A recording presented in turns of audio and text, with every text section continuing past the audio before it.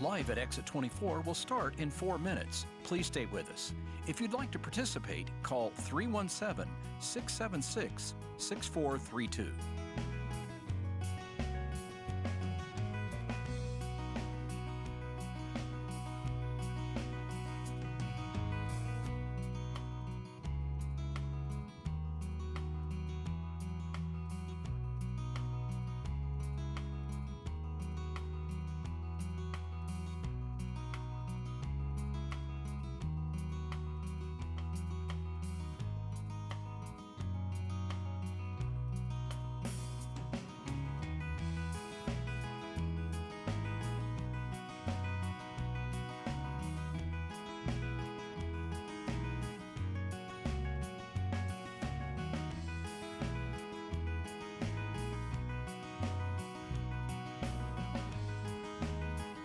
Live at Exit 24 will start in 3 minutes.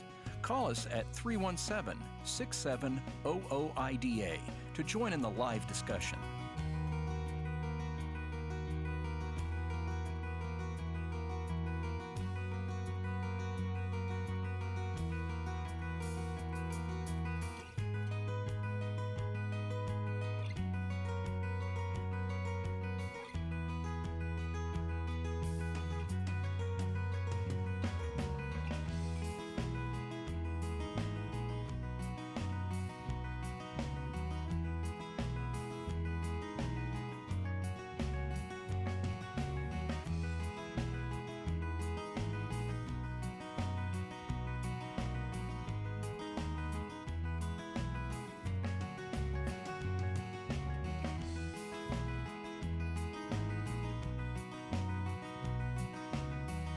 Live at Exit 24 will start in 2 minutes. Please hang in there. If you'd like to ask a question, call 317-676-6432.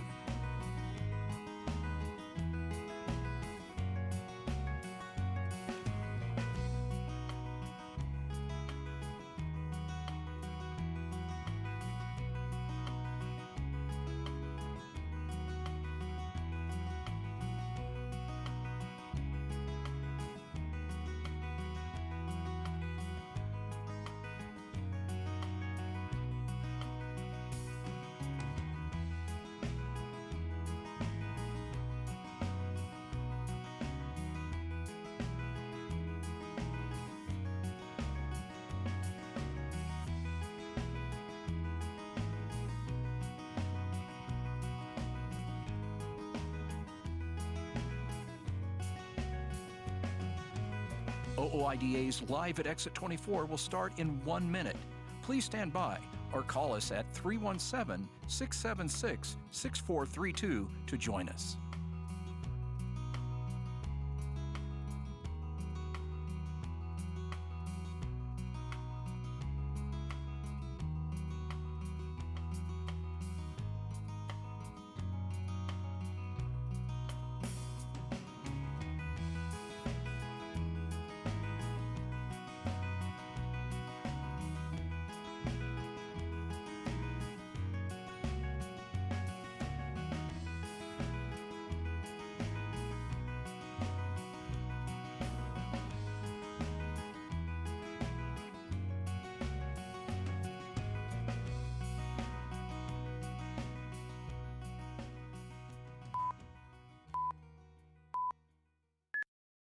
Welcome, listeners. Thanks for tuning in.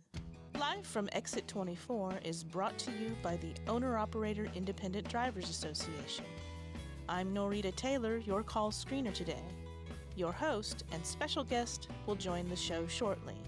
But for now, know that you can take part in today's show by calling with your questions or comments about the topic of discussion, which we'll introduce at the top of the show. The number to call is 317-6700-OOIDA. That's 317-676-6432. And now I'll turn it over to your host. Thank you, Narita, and welcome to another episode of Live from Exit 24. As I've said before, this program exists for drivers. It's a platform for us to share information as well as get some feedback from those of you out on the road. The more feedback we get, the better. Again, this is a live call-in show. We want questions and comments. The number to call is 317-676-6432. The lines are open, and we'll get to as many questions as we can. And if you're watching or listening on YouTube, you can post a question there, and we'll try to get to it as well. All right, we are back this week with Bryce Mungin, Director of Legislative Affairs in OOIDA's Washington, D.C. office. And as always, we have the one and only Lewie Pugh, OOIDA Vice President. And last but not least, we have Greg Reed on the program. Greg is an attorney with the Cullen law firm in D.C., and I'm looking forward to his take on the PRO Act and some of the other ongoing classification or misclassification efforts, whatever you want to call it. And this includes AB 5 in California. So, guys, welcome to the program. Bryce, Greg, hope you can both hear me. Yep, thank you. Absolutely, Mike. Great to be here. Awesome. Thank you. And, of course, Lewie. So I'm excited about this. We are covering this issue from several angles. We have a legal perspective. We have a legislative perspective. And I guess what you would call a real-world perspective. And I suppose we're missing an opposing view, and maybe that's for another segment in the coming months. Lewie. Since you didn't let me say hi or anything, you just talked right over me. I just wanted to point out that, no, your eyes aren't burning. This is Mike Matousek. We have live video this time. So this is we're going into a new realm. And hopefully the glare is not too bad for anybody out there watching. Yeah, so, it's not, and I understand you're probably thinking right now this is a version of Beauty and the Beast, but it's not. It is live from Exit 24. Thank you, Lewie. I should have muted your microphone, actually, before you did that. So we're going to go to Greg. Greg, you haven't been on the show yet, so before we get going, can you kind of tell us a little bit about yourself and what you do at the Cullen Law Firm? Sure, Mike. Happy to do so, and it's a real pleasure to be here. Well, I think first and foremost, I'm a litigator. I've built my career as a lawyer representing businesses of all sizes, but particularly entrepreneurs, people out there that are trying to achieve the American dream. It's been a great pleasure to work with people like that. And these days, I work with a lot of individuals, truck drivers, people listening to this show for exactly that purpose. The Cullen Law Firm represents owner-operators across the country in a variety of matters and has also, of course, done some great work with OOIDA to ensure that not only do they get an honest shot at that American dream, but to protect things as fundamental as their constitutional rights. And it's a pleasure to be here today to talk about the PRO Act and how these regulations and laws might be a part of the owner-operator experience going forward. Yeah, thank you for that. It's a great introduction, and looking forward to kind of getting into this issue, the PRO Act, AB 5 in California, and just, I guess, misclassification or worker classification in general. So thank you for that. And I want to go to you next, Bryce. I know a lot of people are concerned about the PRO Act. I'm sure there's a fair amount of people in trucking that probably support it, too. I mean, this is true about most issues. But before we really get into the details, where does this stand procedurally? I mean, what's the legislative history, and is it likely to become law? Yeah, so the PRO Act passed the House earlier this month on more or less a party line vote, and so it's been sent over to the Senate. There in the Senate, nearly any legislation needs 60 votes to move forward. Essentially, there's a 60-vote filibuster threshold for a bill to move forward there. And since the Senate split 50-50 between Republicans and Democrats, it seems extremely unlikely that there's the votes to bring this up, move it forward, and pass it in the Senate.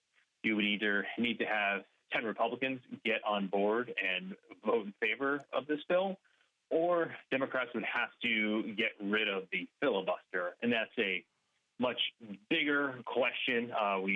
There's been a lot of talk about getting rid of the filibuster, but as it stands right now, I don't think there's the votes needed in the Democratic caucus to do that.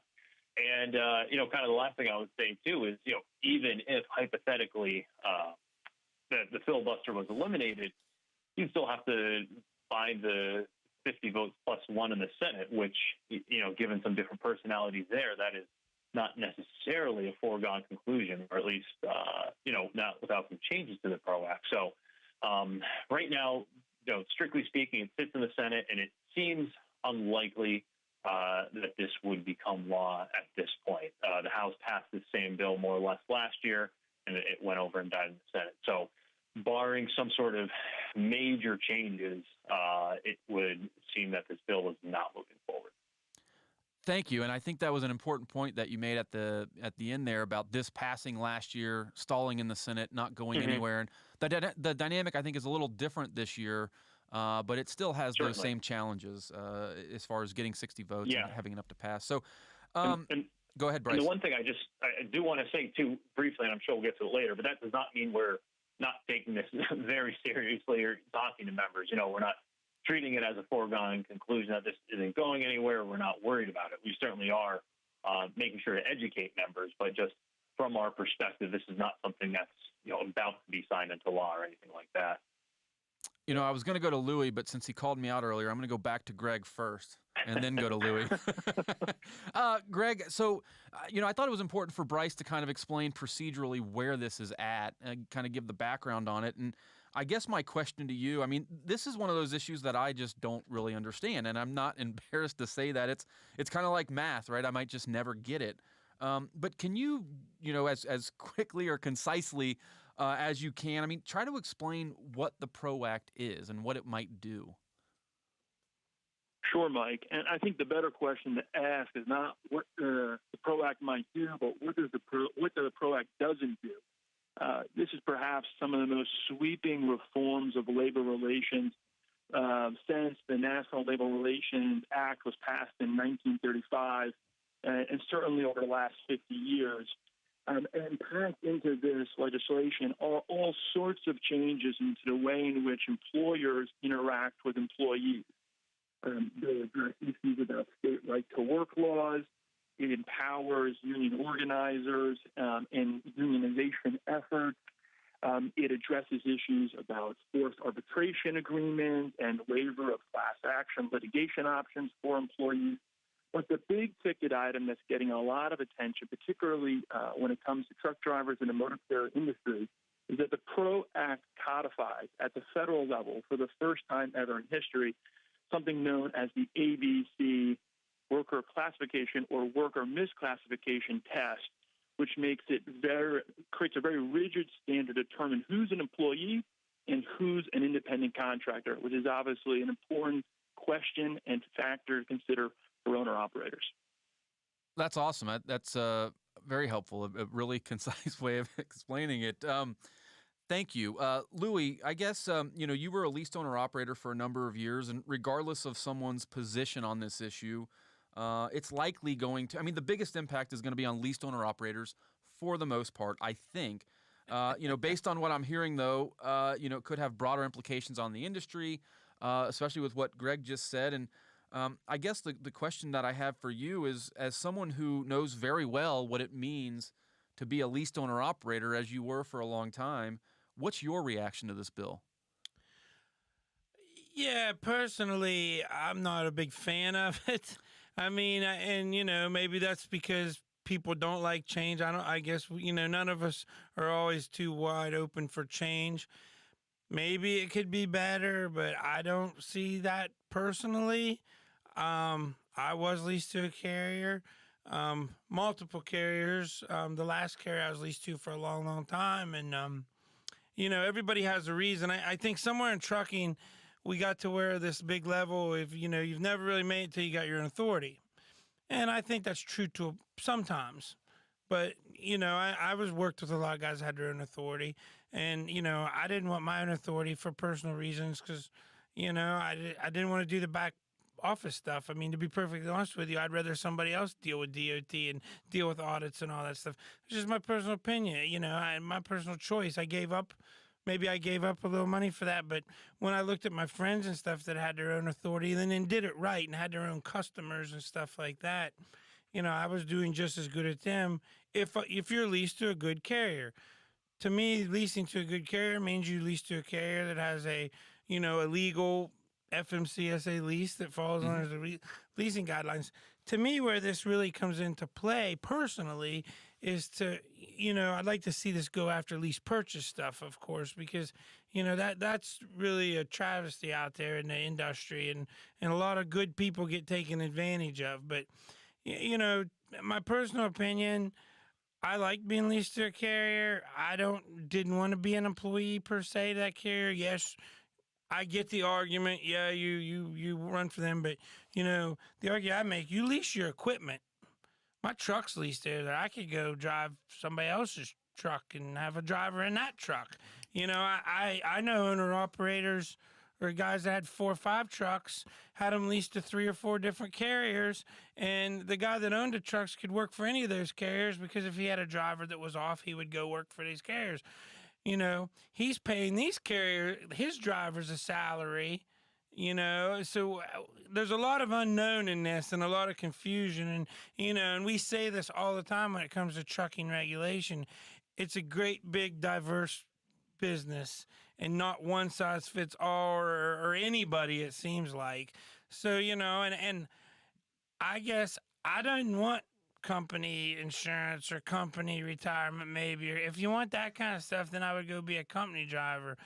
I wanted somebody to line my freight. I wanted my check to be in my mailbox on Monday morning. I wanted somebody else to deal with audits. As long as all those things were taking place and I was making good profit, I never saw it necessary to be an owner, to have my own authority. I also personally feel, if you're leased to a carrier, I get that you have to follow their rules and under that, and I understand the argument. We hear this argument that you're not truly independent.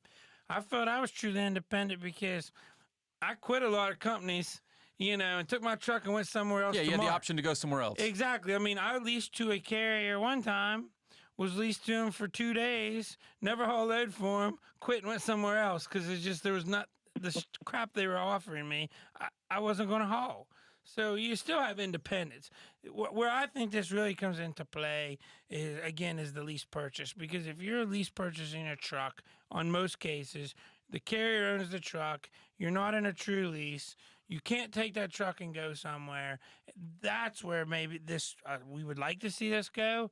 The sad thing is, like in the California with AB5, we couldn't get answers to any of our questions that we asked, and we sent and asked for lots of questions. So, again, I don't like change sometimes. A lot of people don't. So maybe, I hear people say it could go back to the 2-check system, like was pretty common before deregulation, where you are an employee and you get vacation, but you still have the freedom to do. And maybe that'd be good for some people if you're not the best business person.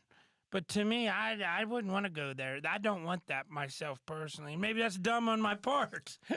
Well, it's your choice. It's your choice. But it's my choice. Again, we're getting into where you're picking winners and losers. And honestly, I could see where the way this is written, and maybe I'm wrong. Maybe Greg or Bryce would have more insight on this. My fear is if you're got your own authority, and you're on some of these deals where you haul for a certain carrier all the time or broker all the time, maybe you're not independent either.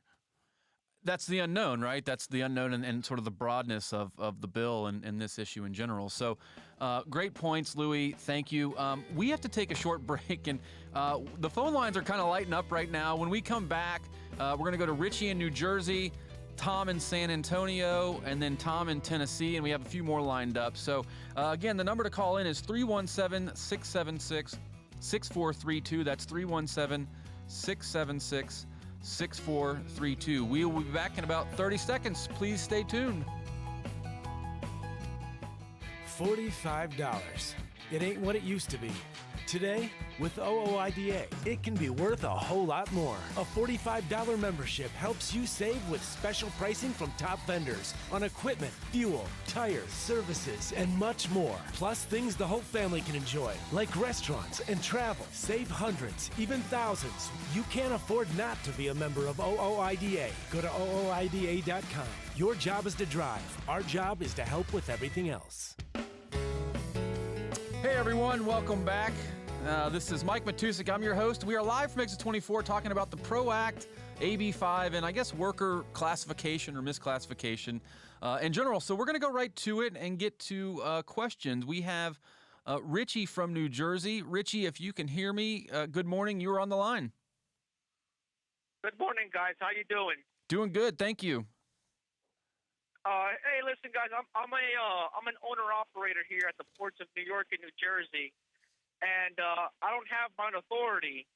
And the issue with that is that it seems like to me it's become the industry standard to use owner operators like employees.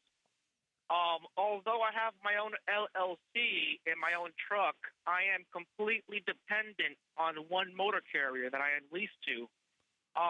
So I got a quick question before I continue.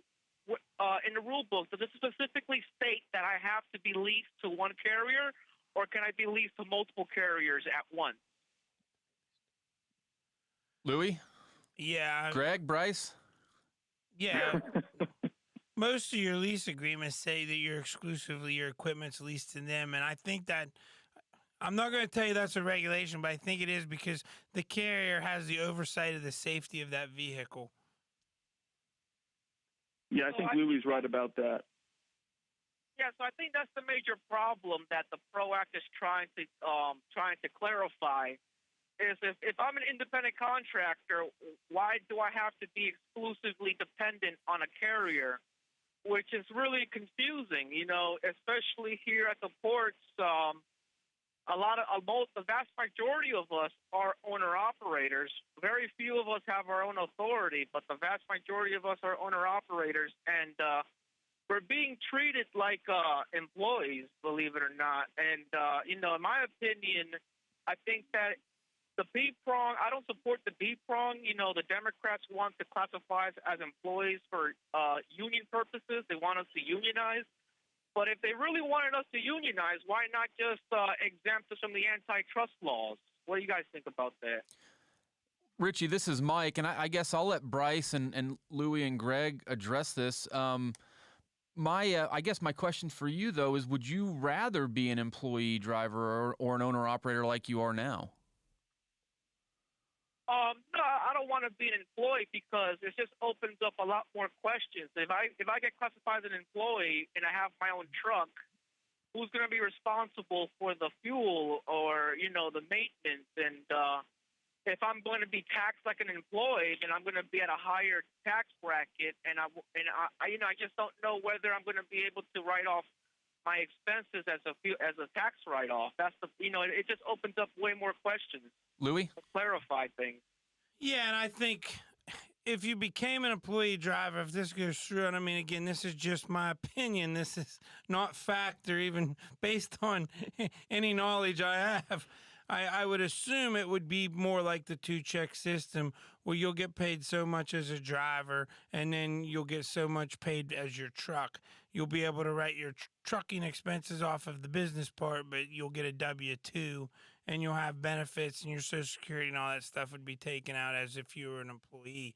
So that's how I would answer. That's how I think this would have to go, but I understand. It wasn't that long ago that you used to be able, even as an owner-operator, and I think a lot of carriers have gotten away from it. I think mainly on insurance, but maybe I'm speaking out of turn there too. But with being, you could trip lease. They would allow you to trip lease with other carriers, and I don't think anybody's letting you do that because I used to do that a lot when I was hauling steel. I would work for the carrier I was leased to get me out, and then would trip lease something back. Hey, Richie, thank you for the question. It gives us, I think, all of us something to think about. We've got a lot of questions lined up, so we're going to move on. But, Richie, really appreciate you calling in and asking the question and kind of making those comments. All right. Thank you for taking my phone call. Thank you. All right. Well, we're going to move on. We've got Tom in Texas. Tom in Texas, if you can hear me, good morning. You are on the line. Hey, good morning. How are you guys? Thanks for having me. Absolutely. Thank you. Go ahead with your question. Yep.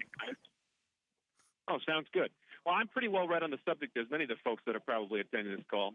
But my questions are of a little bit more on the legal nature and in terms of applicability as well as timing. And the first question is based on an article I read out of many that I think in error suggested that there may be a transition period in this bill. They suggested an effective date of January 1st, 2023.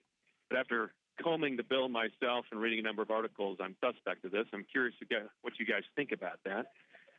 And then the second thing is there's a little paragraph at the end of this bill that seems to suggest that for those states which already have definitions of employer versus employee, this bill seems to defer to those state definitions that already pre-exist the bill. I wonder if you guys could comment on that. And the reason why I asked that question is because my wife and I drive for a big carrier. We haul pharmaceuticals. And this is one of those carriers that is in a state that already applies a version of the ABC test. Well, having already kind of aligned their business model to that test as it is, I'm curious if maybe we're in the clear even if this bill does pass. What do you guys think? Tom, I'm going to turn that over to Bryce as far as the effective date and kind of the transition period, and Greg probably will have something to add in there as well on the definitions. But Bryce, you want to go ahead? You know, I have to double check on the exact effective date. I mean, I think even if there was an effective date in the future, I mean, I'm not sure that really lessens.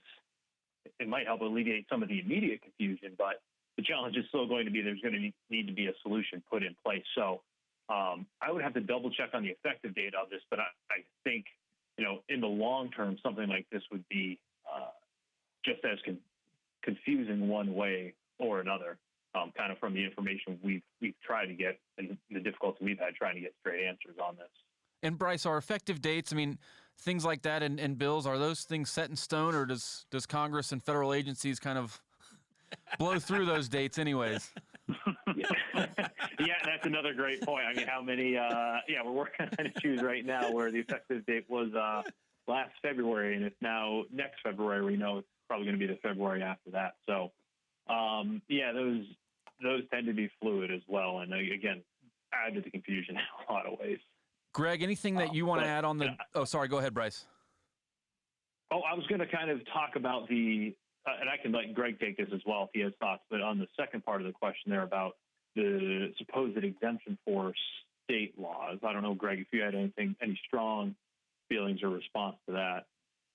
Well, I think the one thing I do want to add, and this is, you know, another example of why this is not clear cut and is going to cause a lot of confusion. So even if the effective date is 10 years in advance, you're going to see businesses immediately taking action to get out ahead of it because it puts them on notice in regards to all sorts of penalties and violations that will just crash down upon them if they haven't just realigned their business to accommodate the law, and not only realign it in the way in which the law is clear, but also realign it to protect against the ambiguity built into it. And here's the big ambiguity around the PRO Act in particular. It is not, the PRO Act amends the National Labor Relations Act. That act, the National Labor Relations Act, doesn't actually directly concern who's an independent contractor or who's an employee for the sake of compensation or for even the sake of certain legal rights. What it does is it defines that relationship in the context of primarily unionization efforts.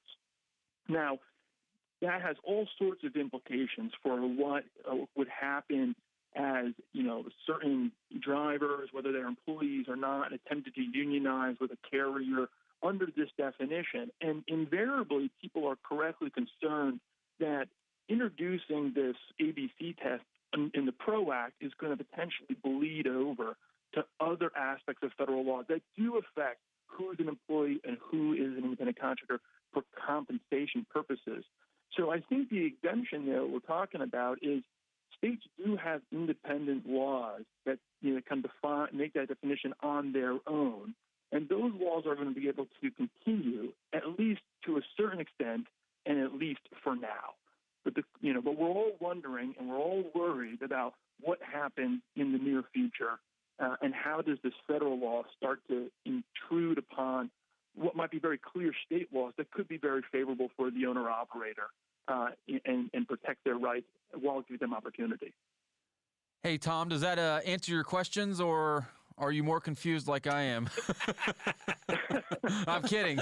Yeah, I'll be honest with you. Well, I appreciate you asking me. I'm actually not confused at all. I really appreciate the feedback. However, I don't think it really necessarily answers the question. I understand that dealing with ambiguity here is the name of the game, but at the same time, for owner-operators like myself, no matter how long we intend to stay in the business and how we intend to stay in the business, the point is that we obviously want to know what the near future is, and you guys are addressing that. However, I do find it interesting that the prior version of this bill actually did go out and state that there would be a year until this bill would become effective. And while I get what you're saying, that businesses will feel an impetus, the burden, if you will, to get the ball rolling, what do you guys think about companies that may want to, in good faith, just keep going as they are, assuming that maybe they're good against any adjudication? Do you think that some companies will just want to run the table and see what happens? Tom, that's a great question. Go ahead, Greg.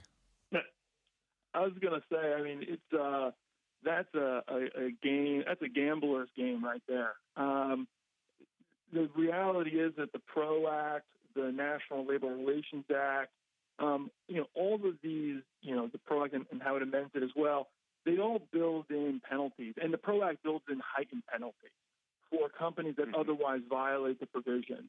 And so I have not run into a company yet that is willing to, unless the law is otherwise clear or create some sort of safe harbor that allows them to continue operating in good faith, that is willing to roll that dice. And I know plenty of peers, if you will, in the legal profession who are plaintiffs' lawyers by trade, and they are all too eager to capitalize on these big changes, particularly as they pertain to worker classification, so they can tee up what are massive class action cases, mounting to tens to hundreds of millions of dollars against, larger companies, but even, of course, smaller amounts against smaller companies, as the payday on the horizon. And we've seen that in California under the law that preceded AB 5, and we've seen that elsewhere. And so I just don't imagine a company is willing to incur that risk, knowing that both the people trying to pass the law want this in place, want the prosecutorial authority, and then there are obviously plaintiffs' attorneys out there who want to bring these litigation for no other reason than it's a business model for them. That makes a ton of sense. Can you imagine that there's a company then that may not actually have any employees that raise issue with it, in which case would they just, not experience any issues? Or are we dealing with IRS reclassification as well? I'll just say, Tom, all the ins and outs are difficult to track because the PRO Act is specific to a certain federal law and doesn't necessarily come across and apply to IRS issues or the Fair Labor Standards Act. So at this point, we don't know. But that's, I think, the big takeaway from the PRO Act is it's going to put such pressure on employers or on companies to change the way they do business, not because they would otherwise be violating it, because they don't know the implications or the full scope of the risk if they were just to keep going on as they were. But as of right now, the PRO Act doesn't concern those laws, and I think that's an important thing to keep in mind. There are worst-case scenarios, if you will. The PRO Act is not a great one, perhaps, but it's not as bad as, for example, a national federal ABC test that affects all aspects of employment and relationships. Hey, Tom, thank you for calling in and for the questions. We're about 20 seconds out from our next break, so need to move on a little bit, but really appreciate it. And hopefully that answered some of the questions. And if not, please follow up directly with us, and we will we'll get anything more answered for you. So when we come back, we're going to switch gears. We're going to go to AB 5 in California, something we've talked about a little bit. We've got a question from Bill in North Carolina that we'll get to right away. So again, 317-676-6432. Please stay tuned. I'm a dad, A son. A husband. Wife. I'm a writer, Photographer. I farm. I'm a veteran. I love old cars, fishing, My kids. Chrome. And I am a professional truck driver. And together we are OOIDA. OOIDA was founded by truckers to stand up and speak on behalf of truckers. We've done that by combining the individual voices of our members into a single, powerful voice. protecting your interests, defending your rights. Join us. Make your voice heard. Join OOIDA, the Owner-Operator Independent Drivers Association. Call 1-800-444-5791 or visit OOIDA.com. Hello, welcome back, everyone. And for those of you watching on YouTube, I was a little nervous about what Lewie was holding up on the sign. I wasn't sure what it was, but I think it was just the call-in number. So I think, anyways. You wish. Maybe it was more than that. I don't know. It's something I call you daily. Awesome? Yeah, that's it. Mike is awesome. That's what the sign says. You know, I had this whole script lined up and everything, but it's not really working. So we're just going to go to questions again. We have Bill in North Carolina. Bill, if you're on the line, good morning to you. Go ahead, please. Good morning. I have a few questions. I myself am an owner-operator with my own authority. I am a corporation. I want to talk a little bit about the business-to-business. There's supposedly 13 questions. I read this and got information from some of the California guys, but I cannot find the 13 questions that they're using to base in the court case as far as it being a acceptable business-to-business relationship and it being able to surpass all of this AB5 ABC classification. So if you guys can get back with me on that. The other question I have is the second prong or the B prong or the number 2 prong. And if people pay attention and they read as much as that other fella and I have and other people have, you notice that the 3 questions seem to change, depends on whose article you're reading. But the second question is basically the same. You have to perform some type of work that is outside the scope of that business. So if guys like the ones that were on earlier, or including myself when I used to be leased to someone, how do we avoid that? I don't know that we can. That's always what trucking has been. You're either leased to somebody or you trip lease. And to clarify that, I think what that is now is what's called power only. That's what I'm doing. That's what a lot of guys have switched over to doing because we're, very concerned about what the federal government is going to do as far as imposing fines go. The first article that I came upon that started talking about fines was $3,000 for every incident. So if a guy has guys leased to them and they're quote unquote misclassified, he has 5 guys. Is that for every load or is that for every contractor? So if it became every load, that would be 5 guys times $3,000. That's $15,000 gone right then. I read another article the other day that came across on The Hill. The Hill has covered this very, very well. If anybody wants to reference that, construction guys, from what that article said, they're facing their first misclassification is $50,000 fine. So the fine question is another question. And the other thing that we're hearing and reading is that right now, even though this has not become federal law, and in California, and we all know, I shouldn't say we all know, but some of us know about Snyder and Prime. I also heard from another source the other day that there are others that may have told their contractors already, if they're a business existing in California, we're not going to use you as a contractor for being in the trucking business because we don't want to face all of this stuff. And it's not just with trucking. From what Mike Huckabee said probably 2 or 3 weeks ago on his show, 57 million jobs will be affected.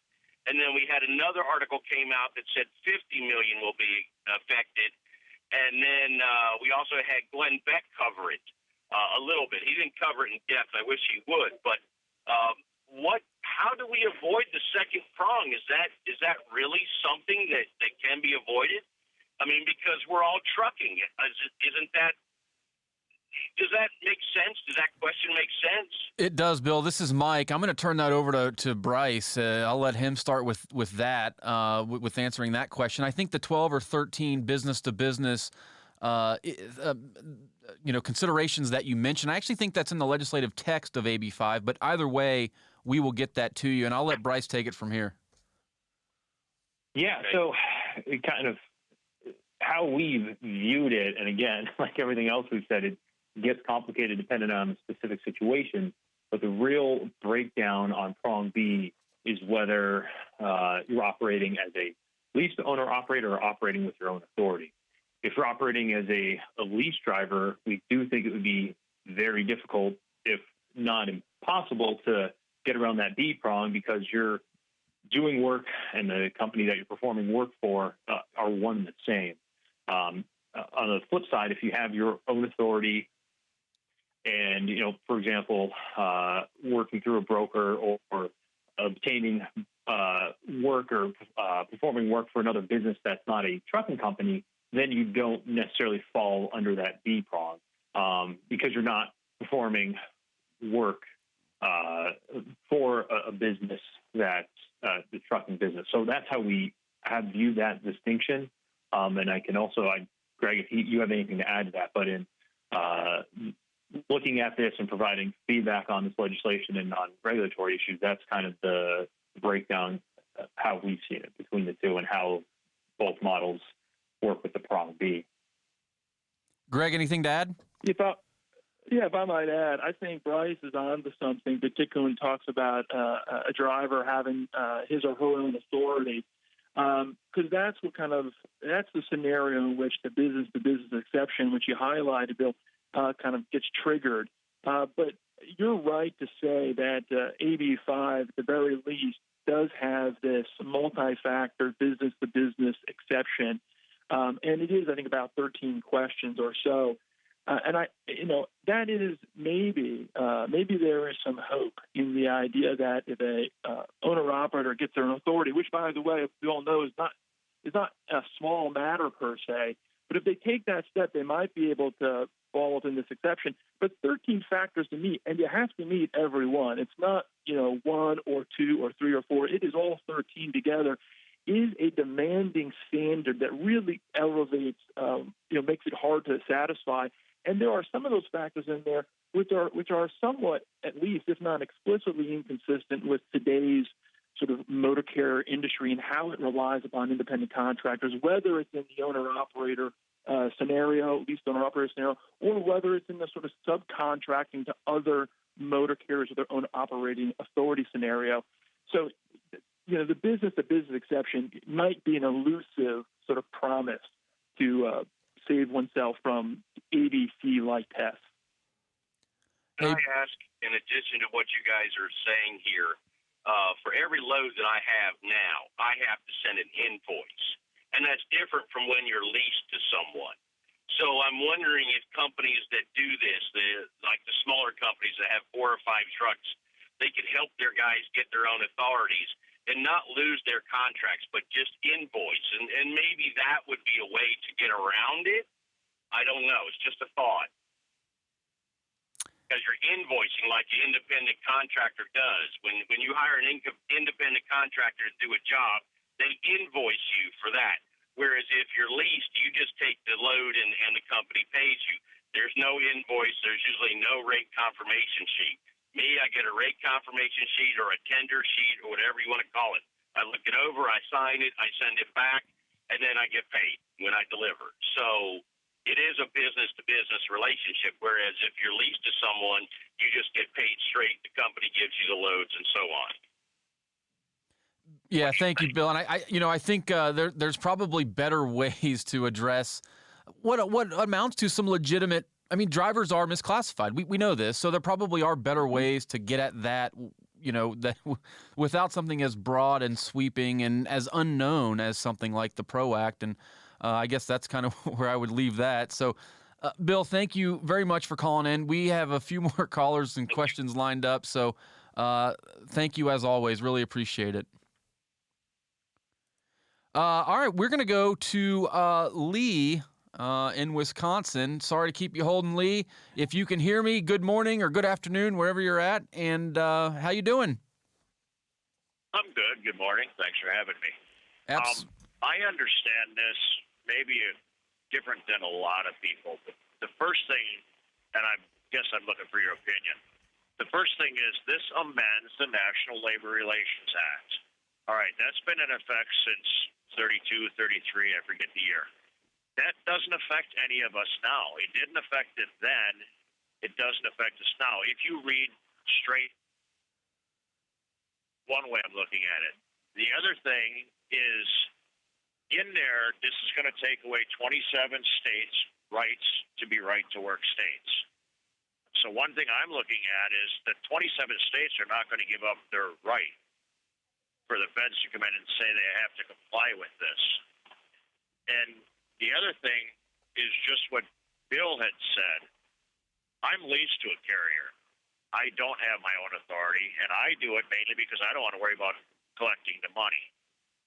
But the way some of our leases are, it's, all right, I can haul for whoever I want. That's one of the catches. Do you haul for a certain carrier or a certain person? No, I haul for whoever I want, whether it's Dallas Mavis, Green Tree, the pipeline, broker A, B, C.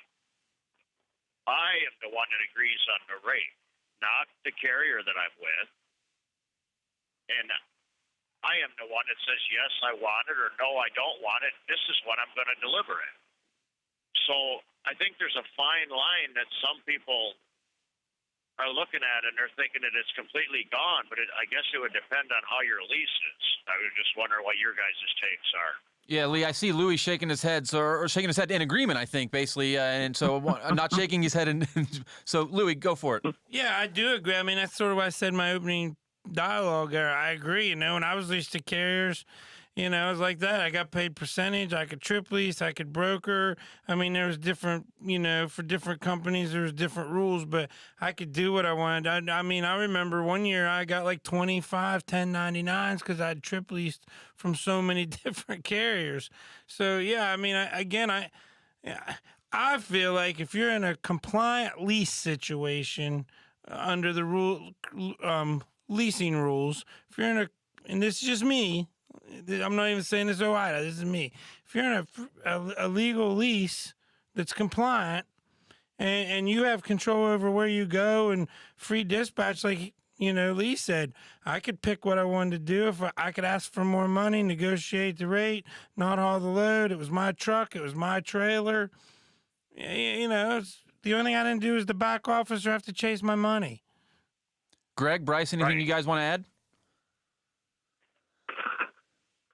No, I mean, I think this is really helpful to understand. I think these are the types of complexities, as Louis just said, and as we've heard from other callers, that we're trying to impress upon lawmakers when we talk about this, because it's not clear-cut, it's not simple, and you know, the classification system, especially in trucking, needs to take into account all of these very specific and very diverse situations, and that's, you know, the big message is this test is just far too broad to account for all these things. So, you know, it's just helpful to understand that and try to impress that on lawmakers, because there's no one size fits all. And I'd just like to add, I brought up earlier the lease purchase, and we all know that's a super big problem. But there's also some guys out there that get paid that are drivers. They are drivers. They work for a company, but they're getting paid on 1099 like a contractor too, which is a misclassification. Those are the only two things, in my opinion, that they should even be worrying about.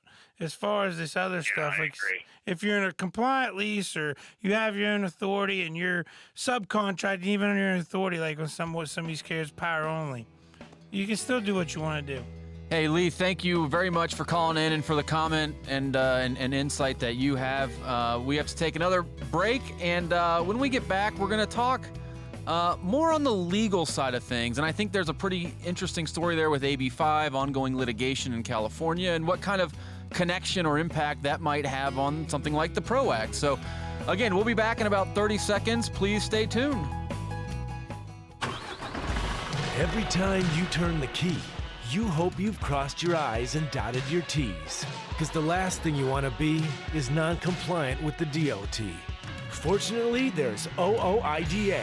It's like spell check for truckers. Federal regulations? Check. Lease agreements and warranties? Check.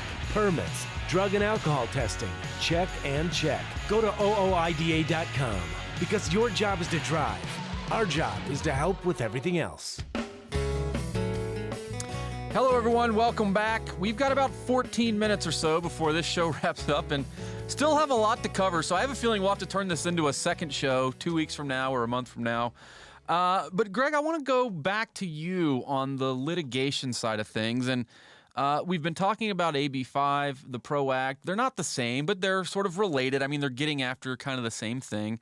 There was a lawsuit filed in California intended to basically, I mean, for a better lack of words, exempt trucking. And so far, as I recall, trucking is exempt from AB5 in California, at least for now. So I guess, Greg, my question for you is any insight on this legal battle playing out in California, and what is next on the court side of things? Sure. Well, I just want to quickly reiterate something that Lewie said earlier, that, laws like AB5, which codify the ABC work classification test, the problem with it is that it picks winners and losers. While it might address some misclassification problems, it probably goes too far because it basically throws out the owner-operator model and independent contractor relationships kind of wholesale. And I think that's really the issue here. This is not a scalpel but a hammer they're taking to a problem that requires a lot more finesse. As it pertains to the litigation in California, well, right now we're waiting to see if the Ninth Circuit, which is the appellate court that runs kind of California, all your West Coast states, and Nevada, and up through there in Arizona, it's basically deciding whether or not that protection for the motor carrier industry is going to stay in place, or whether AB5 can be enforced as soon as it makes its decision. The big question that is before the courts right now when it pertains to AB5 and similar tests is not whether or not it's going to be upheld. Of course, that's the big question, but really how or how it's not going to be upheld. So right now, AB5 is not being enforced against motor carrier industry under a principle or a legal theory that really takes power away from the states to pass laws to try to address concerns about mistreatment of workers or worker classification, and basically says these laws are all sort of preempted or superseded by federal law. We're not going to let states come up with their own solutions to these very real problems.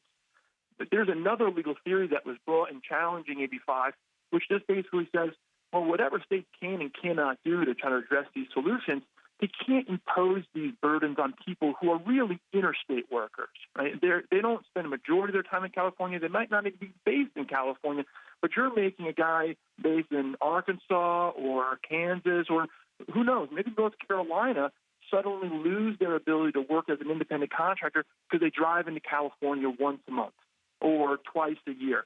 And that's the real problem with AB5 in many respects, is that it doesn't care about state borders or where you're based or where your carrier is based or where you spend the majority of your time. It makes California sort of this super legislature deciding for the whole country how we're supposed to do business as drivers and as owner-operators. Greg, I think that's an important point, and it's actually a good transition to my next question, which is for Lewie, and it's on AB5. When this was signed into law, I know OOIDA reached out to California with a list of questions, and I think a lot of people had and still have a lot of unanswered questions about how AB5 will impact owner-operators, not just those that live in California, but those that might operate in California at any given point. So, Lewie, what were some of the questions that you asked California, and did you ever hear back? Well, yeah, first of all, we did this, and, looking back on it, we caught a little bit of flack because people said we were slow to comment or come out publicly for or against, which we did come out against. And we weren't, it wasn't that we were undecisive. We were trying to get more information to make an intelligent decision and to communicate intelligent and right information, to our members. That's our job. That's our first line job, is to make sure we're telling you the right things. So that's why we were a little slow. We were trying to research because nobody really knew. It's kind of like this PRO Act. There's all these unanswered questions. So, yes, we did reach out, and I have a cheat sheet here for those of you watching because it's been a little while. But with that being said, yes, we asked if this would apply to motor carriers that weren't domiciled in California. We asked, I think we asked the questions about whether, because this is a big thing. If you're a corporation of some sort of another, you pay yourself, or your company pays you as the driver. We asked how those things would be affected. I think we asked about, if you broker from another motor carrier, and a bunch of different questions like that. In short answer, we never heard anything. We never heard anything. So, of course, by not hearing anything, we came out against this. And again, I know it was slower than a lot of our members would have liked, and, made some of them upset, and I get it, but I just want the membership, to understand our job, believe wholeheartedly, is to get you the right information, to make the right decisions with that information. So that's why we were a little slower than some probably to get to the table, because we wanted to make sure we knew what we were talking about. With that being said, we still don't know, because they refused to answer, because I don't think California knows. And I would just like to add something that we haven't really discussed, and I don't know if you have this later in your show or not, but one thing to think about this whole proacting, this could create a lot of people, set people up for failure. I mean, we do authorities here. We see authorities. We keep track of that. It seems like about 30% of new people get their authorities within the first year. They go out of business for some reason, or some don't go out of business. They just lease back to a carrier. But about 30% in that first year, they don't make it for some reason or another. Now, maybe they were doing real good as a lease carrier. Now you're going to force them to get their own authority. That's not going to work for them, basically. Right, and maybe some really are good, but it causes them to go out of business, because I've seen this in trucking, and, again, I don't want to there's always the argument of which is better, and I think which is better depends on the person, the situation, where they live. There's a lot of things. You just can't say one model's better than another. Trucking is so diverse. But what I have seen is a lot of times guys get their authority, especially if they own 3 or 4 trucks. I've had this happen. We're all hauling the same thing. We're all doing real good for this carrier. A few guys that got a couple trucks break out, get their own authority. What's the first thing that happens? Rates start getting cut so they can get freight. And, hey, I get it. I understand. They got to get their foot in the door, and that's how it happens. So then it brings everything down. Everybody's making less money. It becomes a bloodbath. And I think we could see stuff like that happen if we have this whole crop of brand new motor carriers out here, like flip a switch. It's like when you're leased to a carrier and they hire a bunch of trucks that they don't have freight for, and nobody's working. So that's one of the fears that I have in all of this is what's going to happen when we make everybody become a motor carrier. And those are very legitimate concerns. And I guess with that, we have about 5 minutes left. And I want to go back to Bryce and just kind of switch gears a little bit. We had a question come in over the internet, and the question was, will the PRO Act become law? And I know that's a vague question. I know that's hard to answer, but Bryce, in what scenario would the PRO Act become law? Yeah, so if you're asking me, do I think it will become law, I would say no. Again, a lot would have to happen for it to become law. You'd have to, again, either have 10 Republicans in the Senate join on in this effort, which, again, it'd be very difficult, if not possible, for me to imagine how that happens. The more likely scenario, but again, it's not likely, would be that Senate Democrats abolish the filibuster so that they only need a bare majority to pass legislation. I don't think that the Democrats are going to abolish the filibuster over this issue. There are some other bigger picture issues that they've talked about getting rid of the filibuster for. And, if that were to happen, then maybe this could be signed into law.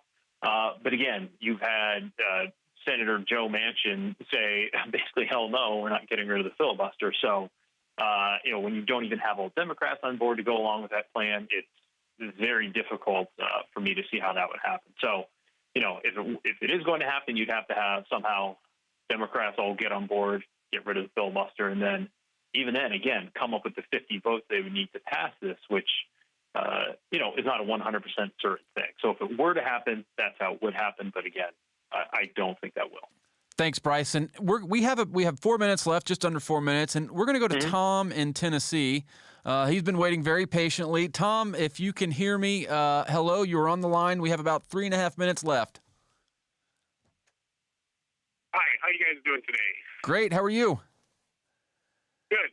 I think it has a lot to do with the workers' compensation and the statehood issue. But one of the biggest issues I feel that there is with something like this, and it's going to be a big problem when they try to get it done, is getting past that workers' compensation state issue. Because the independent contractors in America are forced to get occupational accident insurance, and workers' compensation is very expensive. So on one side, it should make the rates go up tremendously if it goes as a pass on this, because workers' compensation and employee taxes are very expensive, and it's going to go right back to the customer. So hopefully the customers will step up and get their lobbyists in there to strip this thing down, because it's really stupid. Yeah, thank you, Tom, for that. And Bryce, Greg, Lewie, anybody want to address the workers' comp thing? And I think that's a very great point. I mean, that is could very well be where the states have an interest in this is money, right? Money for work comp. So, Lewie, Greg, Bryce, anybody want to take this one? I completely agree. Yeah. I mean, there's nothing else to say. I think he said it. I think workman's comp. I think there's some Social Security tax and some other tax stuff that I think it's money driven, like everything in Washington seems to be. Bryce, Greg, anything to add? Yeah, I mean, I would just say it's definitely a big component of this. You have the unions pushing for this, but certainly the states, local governments would like that additional revenue as well.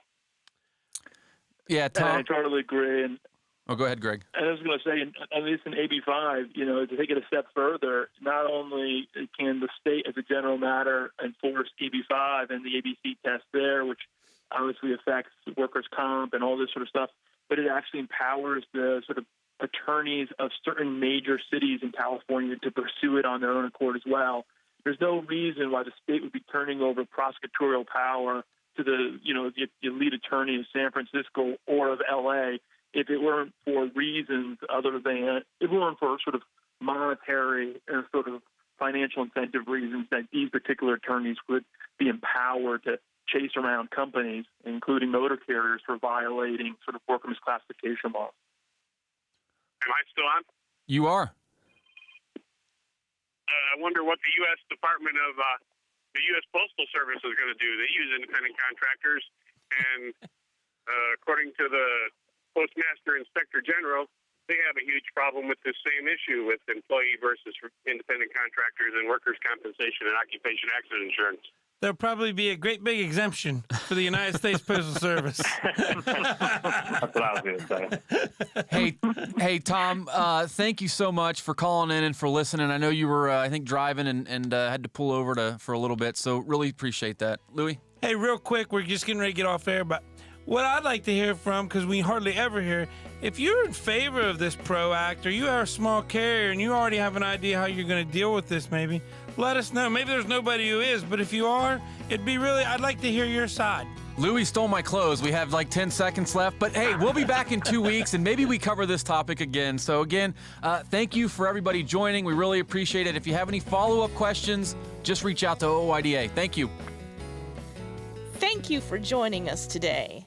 Live from Exit 24 was brought to you by the Owner-Operator Independent Drivers Association and our technical crew, Barry Spillman, Nate Kelly, and Jim Fetzer. If you aren't a member yet, call our main number during business hours to join, and that number is 816-229-5791, or you can